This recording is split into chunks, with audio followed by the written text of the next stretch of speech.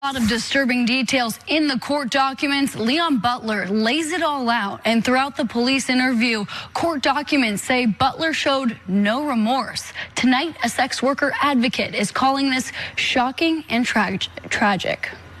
I mean, horrified for one thing. Celestina Pearl runs a mobile clinic at night to offer supplies and support to San Francisco sex workers.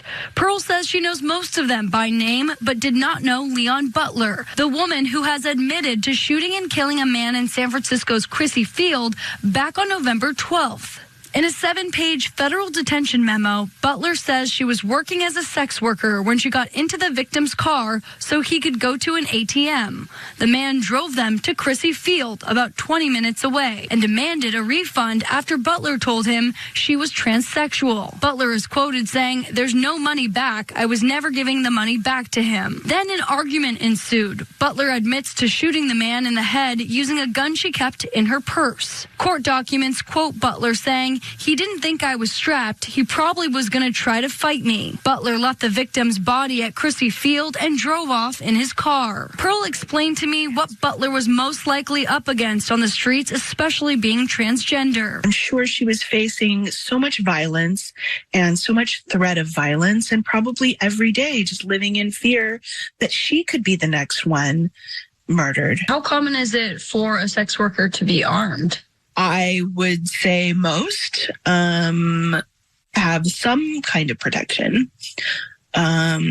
Yeah, and hopefully at the very least they have pepper spray.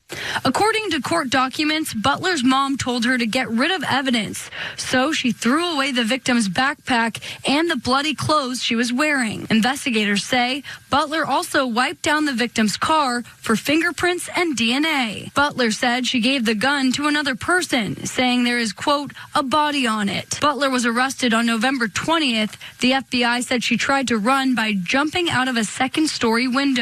Pearl says this case is tragic all around. Of course, he shouldn't have been murdered, and my heart goes out to his family. And also, he didn't behave in good faith himself either, is what it sounds like. So, and he unfortunately lost his life, and most likely she will too, effectively.